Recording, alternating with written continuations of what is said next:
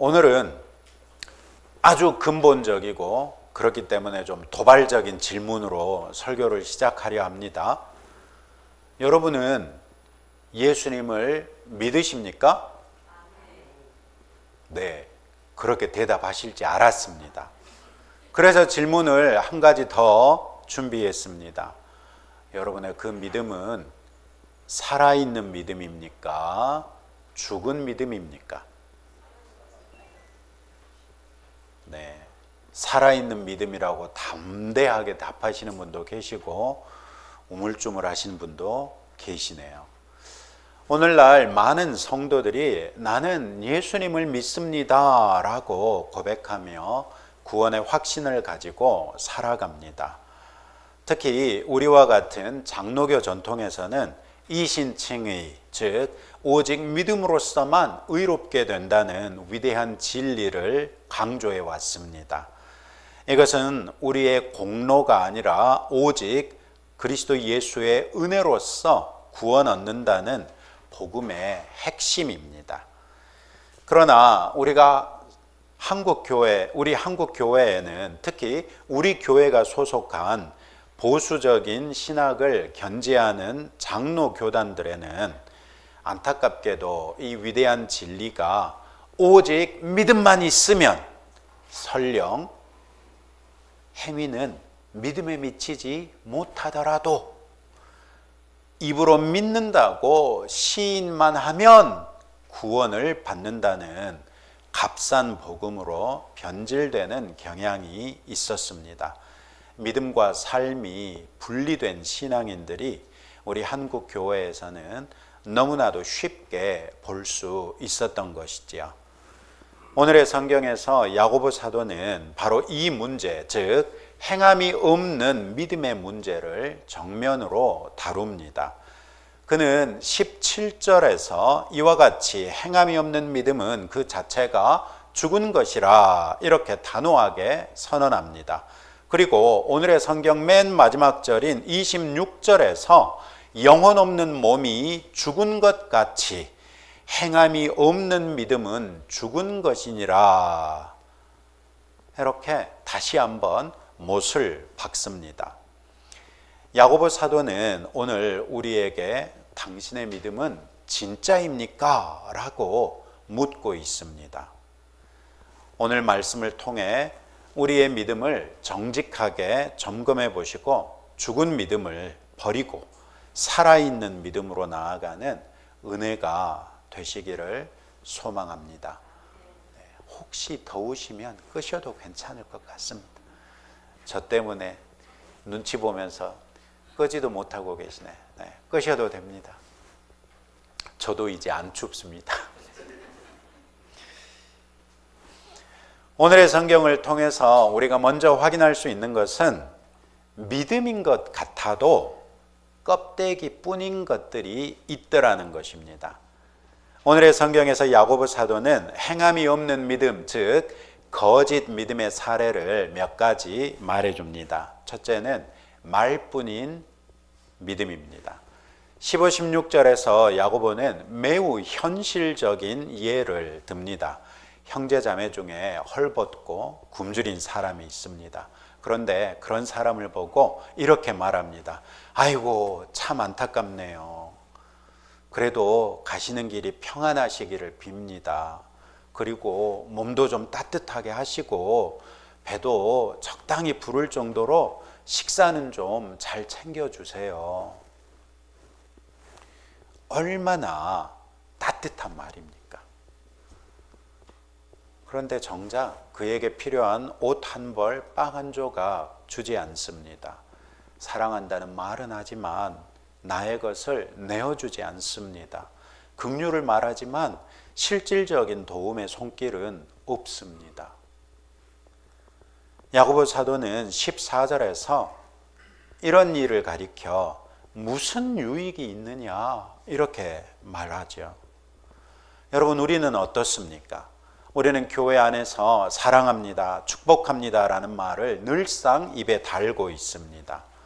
구역 모임이라도 할라 치면 또 끝날려 치면 서로 사랑합니다, 축복합니다 한 번씩은 외쳐보고 끝내지 않습니까? 그러나 정말 도움이 필요한 성도의 아픔과 고통에 대해서 얼마나 무관심하게 지나치고 있지는 않느냐는 것입니다. 말로만 하는 사랑, 행동이 따르지 않는 긍휼, 이런 것들을 야고보 사도는 죽은 믿음, 즉 가짜 믿음의 첫 번째 증거라고 말씀하고 있습니다. 두 번째는 지적인 동의입니다. 어떤 사람은 나는 비록 행함은 부족해도 하나님에 대한 확고한 지식과 믿음을 가지고 있다고 항변할지 모릅니다. 대개 어떤 사람들이 이러냐면 물질적으로 넉넉하지 않으신 분들이 이런 핑계를 대곤 합니다. 야, 나도 하나님이 나한테 물질의 복을 주셨으면 많이 베풀고 살 수 있어. 내가 비록 가진 것이 없어서 사랑을 실천까지는 못하지만 나는 그래도 하나님에 대한 확고한 지식과 믿음이 있다. 이렇게 생각하는 것이죠. 이런 사람들에 대해서 야고보는 19절에서 아주 무서운 말씀을 합니다. 내가 하나님은 한 분이신 줄을 믿느냐? 잘 아는도다. 귀신들도 믿고 떠느니라. 귀신들도 하나님의 한 분이신 줄 알고 심지어 하나님의 권세 앞에 두려워하며 떤다는 것입니다. 귀신들은 어쩌면 우리보다 삼위 하나님에 대해서 훨씬 더 잘 알 것입니다. 여러분, 마귀, 그의 이름이 뭐였죠? 사탄. 사탄의 원래의 신분은 뭐였습니까? 천사장 중에 하나였어요. 그러니 천사장으로서 하나님을 가장 가까이에서 섬기던 그런 존재였으니까 삼위 하나님에 대해서 얼마나 잘 알겠어요. 여러분, 우리가 하나님에 대해서 알 수 있는 분량은 어느 정도입니까? 딱 성경이 말씀해 주시는 정도만 우리가 알고 있을 따름입니다. 그런데 반해서 사탄은 욥이 시험을 당했던 그 순간에도 생생하게 현장에서 욥에게 고난을 끼치던 존재였기 때문에 하나님에 대하여 우리에 비해 바삭하게 알고 있다는 것입니다. 그런데 여러분, 성경 어디엔들 귀신이 구원을 받았더라, 사탄이 구원을 받았더라, 이런 기록을 발견하신 적 있습니까? 전혀 없습니다. 귀신 들린 사람이 구원을 받았던 기록은 많은데 귀신 그 자체가 구원받았다는 기록은 없습니다. 왜 그렇습니까? 귀신들이 아무리 하나님을 알고 예수님을 알고 성령님을 알아도 그 삼위 하나님을 구원에 이를 수 있는 방식으로 믿고 의지하지 않기 때문에 그렇습니다. 구원에 이르는 방식으로 믿고 의지한다는 것입니다. 어떻게 하면 구원에 이르는 방식으로 믿고 의지할 수 있을까요? 여기에서 복음이 다시 한번 중요하죠. 우리의 죄인됨을 인정하고 나의 죄의 문제를 해결하시기 위하여 예수님이 십자가에 돌아가신 것을 깨달아 알게 되고 그 예수님을 내가 나의 모든 죄로부터 구원해 주실 구원자로, 또 죽을 수밖에 없었는데 그 예수님이 구원해 주셔서 살게 됐으니까 이제부터는 나는 내 인생을 사는 게 아니라 그리스도 예수께 속한 자로서 살겠다는 그런 결단을 하는 것이죠. 이것이 구원에 이르는 믿음인데 귀신은 이런 믿음을 가져본 적이 없습니다. 오히려 하나님의 뜻에 대적하는 그런 존재들이죠. 이런 걸 보면 단순한 지식이 우리를 구원하지 못한다는 것이 너무나도 명백해 보입니다. 여러분, 우리는 어떻습니까? 우리가 성경 말씀을 잘 알고 신학적인 용어를 곧잘 사용하고 교리도 잘 알고 있다고 해서 그것이 곧 구원받는 살아있는 믿음이라고 착각해서는 안 된다는 것입니다. 교회 출석이라든지 헌금한다든지 봉사한다든지 하는 종교적인 행위를 하고 있다고 해서 그 자체가 우리의 믿음을 증명하는 것은 아닐 수도 있다는 것입니다. 예수님 당시에도 명백한 증거가 있었습니다. 바리새인들입니다. 율법의 행위에 대하여 나무랄 것이 없었습니다. 그러나 예수님께서는 그들을 가리켜 회칠한 무덤이라고 얘기했고 독사의 자식들이라고 말씀하셨습니다. 왜 그랬습니까? 행위만 있지 믿음이 담기지 않았었기 때문이었습니다. 우리도 얼마든지 우리의 모든 신앙 행위에 대해서 예수님께서 회칠한 무덤이라고 독사의 자식이라고 매도하실 수도 있다는 것입니다. 어쩔 때 머리로만 알고 머리에 있는 믿음이 우리의 마음에까지 내려오지 않을 때입니다. 오늘의 성경에서는 다루고 있지 않지만 또 한 가지 가짜 믿음이 있는데요. 현세적인 믿음입니다. 예를 들자면 너무나도 시급한 문제가 발등에 떨어졌습니다. 그래서 열심히 기도합니다. 기도했더니 응답이 돼버렸어요. 기도의 응답을 받았다고 해서 내가 구원받은 것으로 착각해서는 안 된다는 것입니다. 여러분, 믿음이 없는 사람이, 즉 구원에 이르는 믿음이 없는데 하나님께 기도했더니 응답받을 수 있을까요? 있습니다. 워낙 절박해가지고 간절하게 기도합니다. 그런 사람들은 어떻게 기도하냐면 열심히 기도하고 그 뒤에다 딱 하나 더 붙입니다. 이 기도에 응답해 주시면 제가 하나님을 믿겠습니다.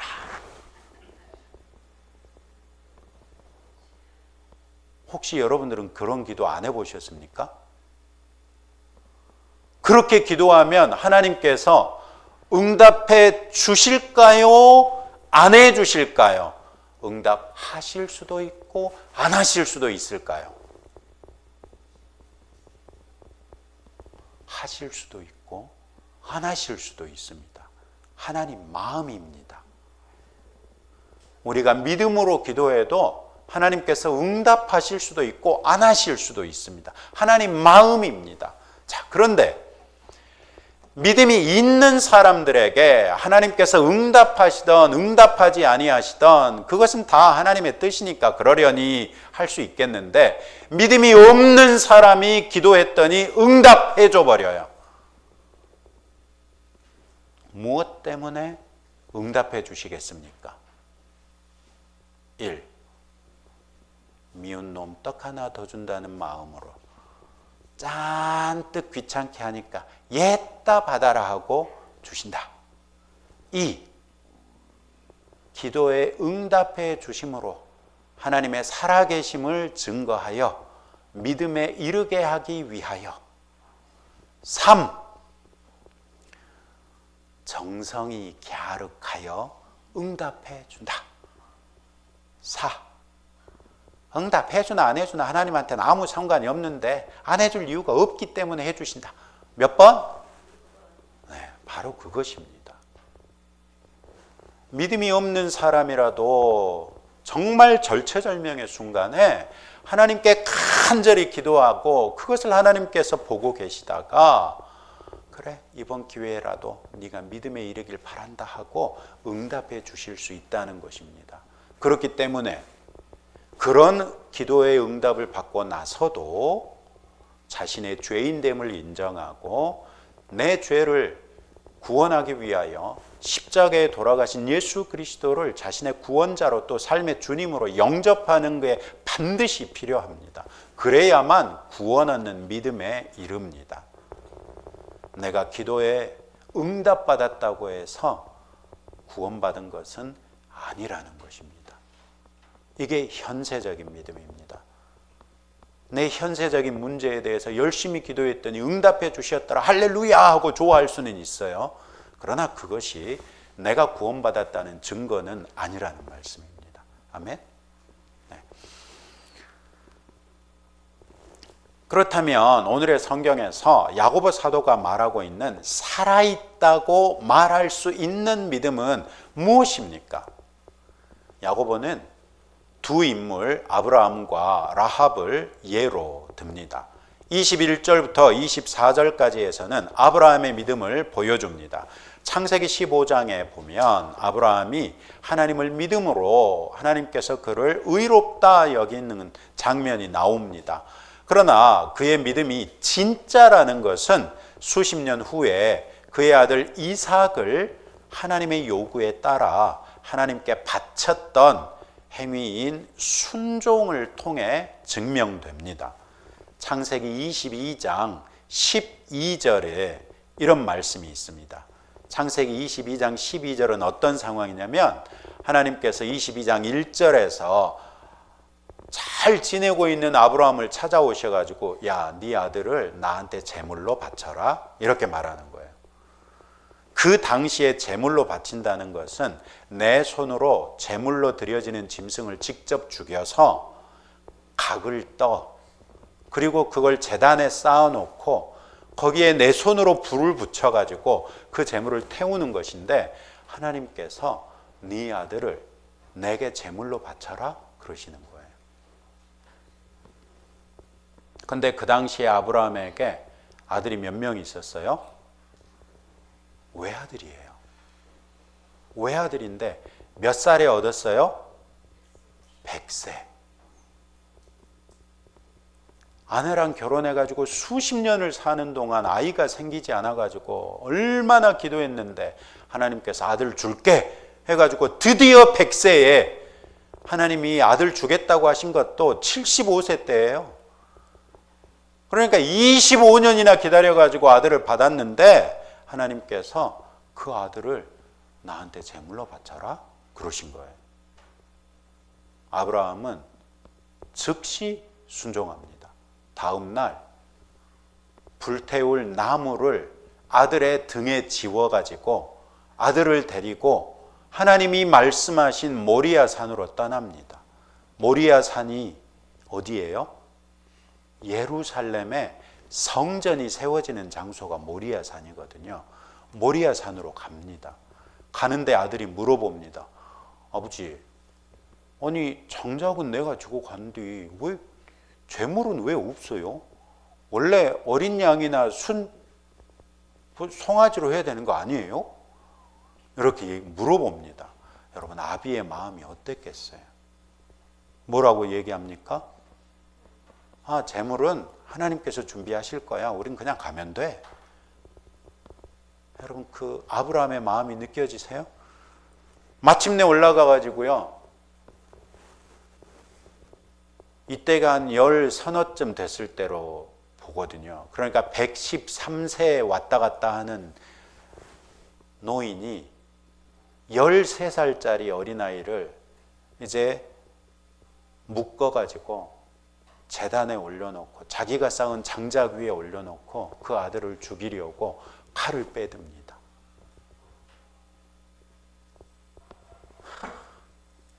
진짜 세상에 믿을 놈 하나도 없어요. 어떻게 아버지가 아들을 죽이려고 그럴 수가 있냐고요. 그런데 바로 그 순간에 하나님께서 네 아들에게 손대지 말라 이렇게 얘기하시고 돌아봤더니 아이 뿔이 나무에 걸려있는 양이 있는 거예요. 네. 그런 다음에 12절에서 하나님께서 이렇게 말씀하십니다. 내 독자까지도 내게 아끼지 아니하였으니 내가 이제야 내가 하나님을 경외하는 줄을 아노라. 그리고 이랬던 아브라함에 대해서 오늘의 성경 22절 다 같이 읽어봅시다. 시작. 내가 보거니와 믿음이 그의 행함과 함께 일하고 행함으로 믿음이 온전하게 되었느니라. 아멘.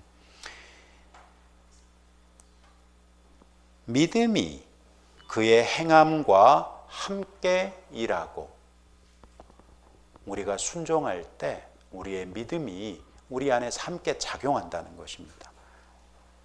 행함으로 믿음이 온전하게 되느니라. 그리고 그 실천을 통해 우리의 믿음이 온전해진다는 것입니다.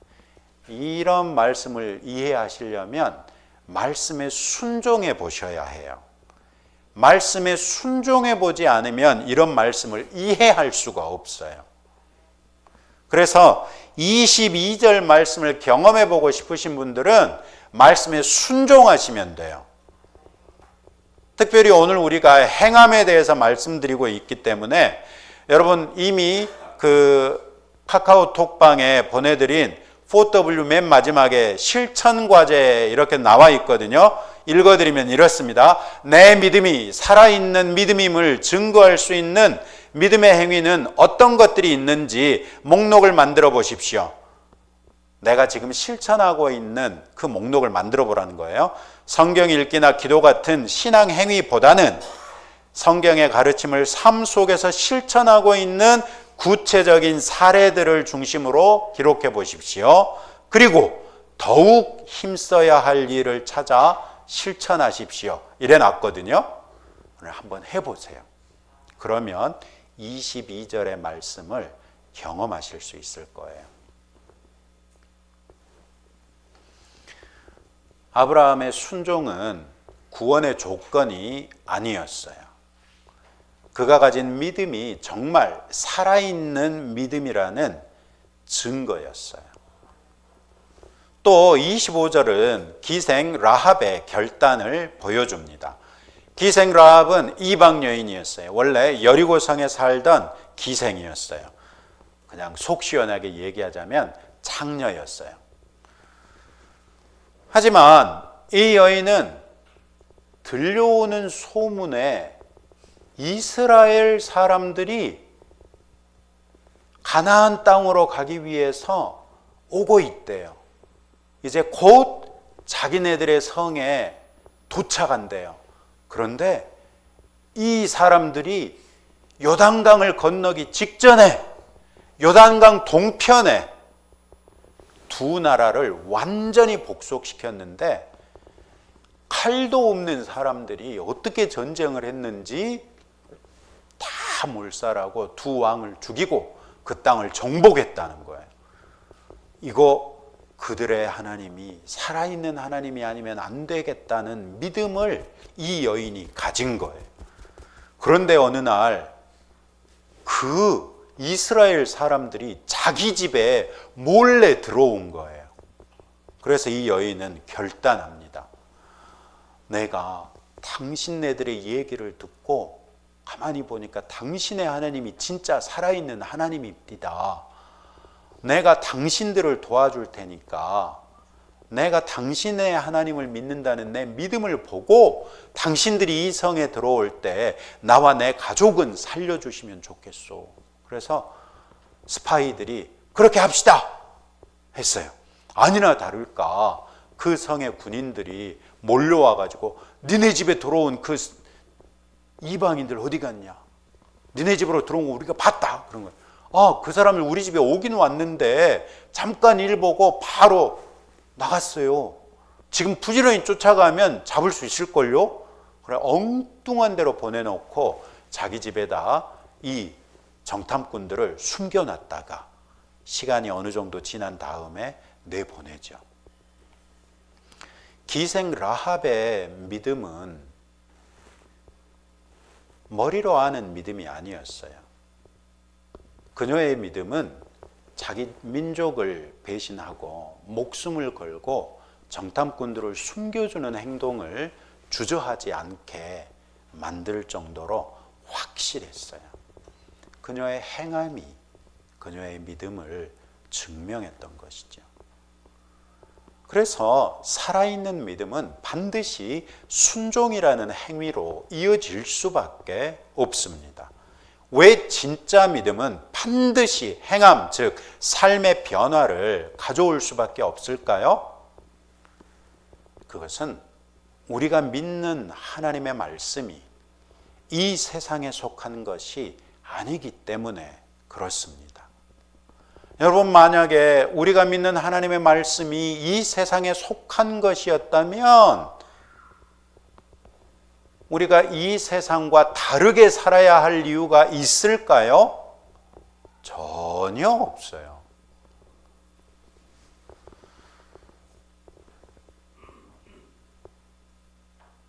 우리가 믿는 하나님의 말씀은 이 세상에 속한 것이 아닌데, 놀랍게도 우리가 하나님의 말씀을 믿음으로 받으면 그것 때문에 우리 또한 이 세상에 속한 사람이 아니게 돼버려요.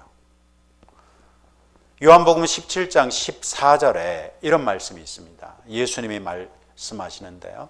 내가 아버지의 말씀을 그들에게 주었사오매 세상이 그들을 미워하여 싸우니 이는 내가 세상에 속하지 아니함 같이 그들도 세상에 속하지 아니함으로 인함이니이다.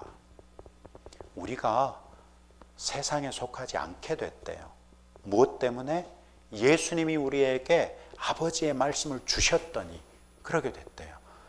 하나님의 말씀을 우리가 믿었더니 우리도 세상에 속하지 않는 사람들이 돼버렸다는 거예요. 세상에 속하지 않는다라는 말이 무슨 말이에요? 세상의 법칙에 따라 살지 아니하고 하나님의 말씀에 따라 산다는 말이죠. 여러분, 살아있는 믿음은 반드시 순종을 불러올 수밖에 없습니다. 우리가 살고 있는 이 세상의 원리는 무엇입니까? 간단하게 말하자면 남들보다 또 네가 왕이다, 이거 아닙니까? 이에 반해서 우리가 믿음으로 받은 하나님의 말씀, 곧 하늘의 원리는 무엇입니까? 서로 사랑해라. 그런데 어떻게 사랑하라고요? 나보다 남을 더 낫게 여기면서 섬김으로써 사랑하래요. 그리고 하나님이 왕이시다, 이거 아니에요? 이 두 가지 가치관은 완전히 반대되는 가치관입니다. 물과 기름처럼 섞일 수 없습니다. 만약 우리가 정말로 하나님의 말씀을 믿는다면, 그 말씀이 우리 안에 들어와서 작용한다면 어떻게 우리의 삶이 여전히 세상 방식과 똑같을 수 있겠습니까? 진짜 믿음은 우리가 세상의 가치관을 따르던 옛 사람을 죽이고 말씀의 가치관을 따르는 새 사람을 믿는다는 것입니다. 그렇기 때문에 우리는 새 사람으로 변화될 수밖에 없는 것이죠. 바로 이 변화된 삶이 바로 야고보 사도가 말씀하고 있는 살아있는 믿음의 증거인 행함입니다. 예수님을 믿었는데 전혀 변함이 없다? 죽은 믿음입니다. 예수님을 믿고 났더니 이전처럼은 못 살겠어요. 이것이 살아있는 믿음이라는 것입니다. 살아있는 믿음은 그 자체로 변화를 일으키는 능력입니다. 야고보 사도는 오늘의 성경을 통해서 우리 신앙의 중심을 향해 돌을 던지고 있습니다. 입술로만 주여 믿습니다 라고 외치면서 삶의 작은 실천도 하지 않는 우리의 모습, 성경 지식은 풍부하지만 그 말씀으로 나 자신을 복종시키지 않는 교만한 모습, 주일에는 성도이지만 세상에서는 불신자와 구별되지 않게 살아가고 있는 이중적인 모습, 이 모든 것이 죽은 믿음의 증거라는 것이죠. 놀라운 것은 이런 죽은 믿음을 가진 사람들은 자신의 죽은 믿음의 실체를 들여다보려 하지 않는다는 것입니다. 왜 그렇습니까? 죽은 믿음이기 때문에 그렇습니다. 여러분, 죽은 것이 무엇인가를 일으키는 것을 보셨습니까? 죽은 것은 아무것도 못하기 때문에 죽은 것입니다. 그래서 죽은 믿음의 소유자들은 자기 스스로를 이미 철저하게 속이고 있어서 아까 질문했던 것처럼 여러분의 믿음이 진짜 믿음입니까? 아멘! 정말 이렇게 됩니다.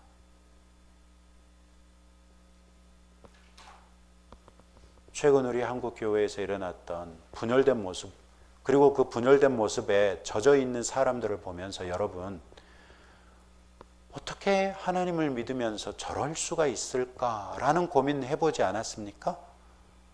그런 것입니다. 혹시 우리가 우리 믿음에 대해서도 점검해보지 못할 정도로 죽은 믿음의 소유자들은 아닌지 우리는 두렵고 떨림으로 우리의 믿음을 완성시켜 나가야 할 것입니다. 건강한 성도는 수시로 자신의 믿음을 점검합니다.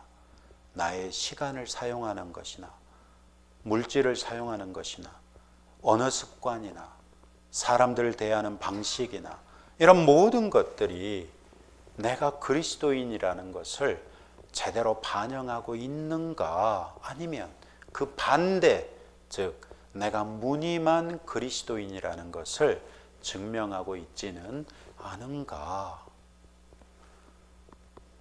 물론 행함은 구원의 조건이 아닙니다. 그러나 믿음의 행위는 구원받은 믿음의 필연적인 결과이자 유일한 증거입니다.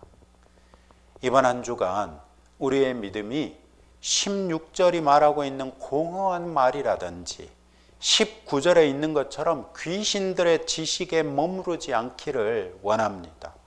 그저 세속적인 기도에 응답되었다고 나 역시 구원받은 하나님의 자녀라고 착각하지 않기를 바랍니다. 우리의 믿음이 아브라함의 순종과 기생 라합의 결단처럼 삶의 구체적인 현장에서 사랑과 섬김으로 나타날 수 있기를 축복합니다. 그래서 우리의 삶 자체가 내 믿음은 살아있습니다 라고 우리가 외치지 않아도 내 삶 자체를 통해서 세상이 알고 주님이 인정하시는 그런 복된 성도들이 될 수 있기를 주님의 이름으로 축복합니다. 기도합시다. 하나님 아버지, 오늘의 말씀을 통하여 우리의 믿음은 죽은 것이 아니냐고 물으셨습니다. 이제 하나님께서 우리에게 질문하셨은즉 우리가 책임 있게 대답할 수 있기를 원합니다. 이제부터 시간을 가지고 우리의 믿음이 정말 살아있는 것인지 무늬만 살아있는 것인지 확인하기를 원합니다. 우리 스스로의 삶을 점검해 볼 때 하나님 아버지, 우리의 눈을 하나님의 눈으로 변화시켜 주심으로 우리의 삶에 아무런 편견이나 미화 없이 있는 모습 그대로 적나라하게 보게 하옵소서. 그래서 내가 여지껏 믿음이라고 생각했던 것이 실상은 위선에 지나지 않았음을 깨달아 알게 하사 이번 기회에 우리가 참된 믿음이기 때문에 순종을 불러올 수밖에 없는 그런 믿음이 되게 하심으로 우리의 삶이 변화되어 하나님을 증거하고 그리스도 예수를 증거하며 성령 하나님을 증거하는 성도 되게 하옵소서. 예수님 이름으로 기도합니다. 아멘.